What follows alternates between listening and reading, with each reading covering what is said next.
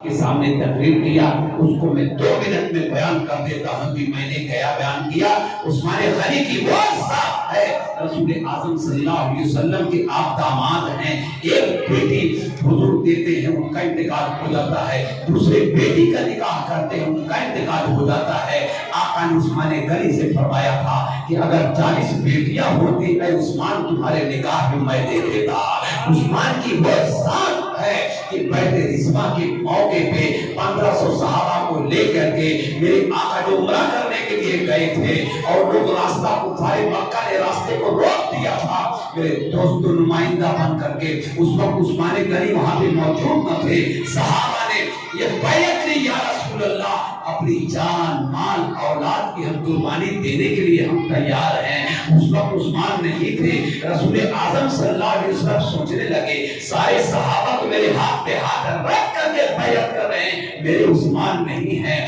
میرے آقا نے اپنے داہنے ہاتھ کو کہا یہ عثمان کا ہاتھ ہے، اپنے ہاتھ کو ہاتھ پر رکھ کر کے میرے آقا نے فرمایا یہ عثمان کی بیعت ہے، عثمان تمہارے مقدر عثمان غنی رضی اللہ تعالیٰ عنہ تمہارے مقدر پہ قربان جاؤ۔ سارے صحابہ رسول پاک کے ہاتھ پہ ہاتھ رکھ کر کے بیعت کرتے ہیں۔ تم کتنے خوش نصیب ہو کہ رسول اللہ اپنے ہاتھ کو عثمان کا ہاتھ کر رہے ہیں۔ عثمان غنی کی وہ ذات ہے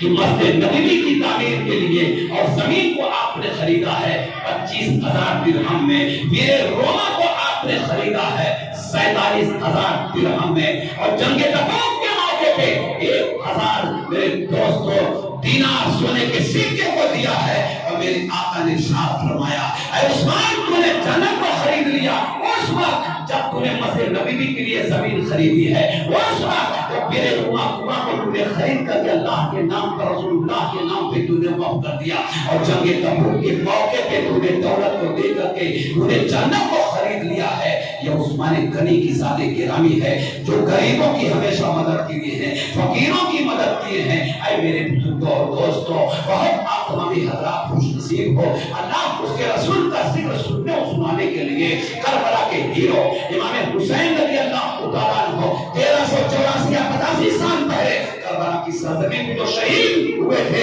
ان کے ذکر کو سننے کے لیے آپ لوگ آتے ہو۔ اے میرے دوستو، صدیق اکبر فاروق اعظم عثمان غنی کے واقعات کو آپ تمامی حضرات کے سامنے رکھا۔ کل میں آپ تمامی حضرات کے سامنے مولا علی کی شخصیت کیا ہے ان پر میں بولوں گا۔ کل میں آپ تمامی حضرات کے سامنے خاتون جنت فاطمہ الزہرا کی شخصیت کیا ہے ان پر میں گفتگو کروں گا۔ کل میں آپ تمامی حضرات کے سامنے میرے دوستو جب مرد مولا علی کی ذات ہوتی ہے اور بیوی جب خاتون جنت فاطمہ ہوتی ہے، ان کے گلشن میں جو پھول کھلتے ہیں اس پھول کو حسن کہتے ہیں، ان کے پھول کو حسین کہتے ہیں۔ مولا علی کا تذکرہ ہوگا، کل خاتون جنت کا تذکرہ ہوگا، کل امام حسن کا بچپنے کا تذکرہ ہوگا، کل امام حسین کے بچپنے کا تذکرہ ہوگا۔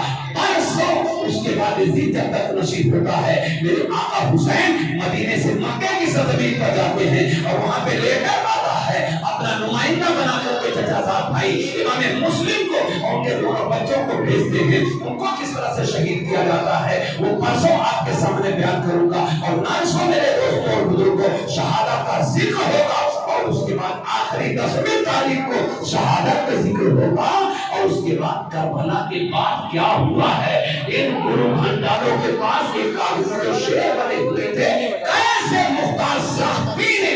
چون کر کے ان ظالموں کا بدلہ لیا ہے۔ انشاءاللہ العزیز آپ کا خادم میرا کربلا کے سارے واقعات کو آپ تمام حضرات کے سامنے رکھے گا۔ پروردگار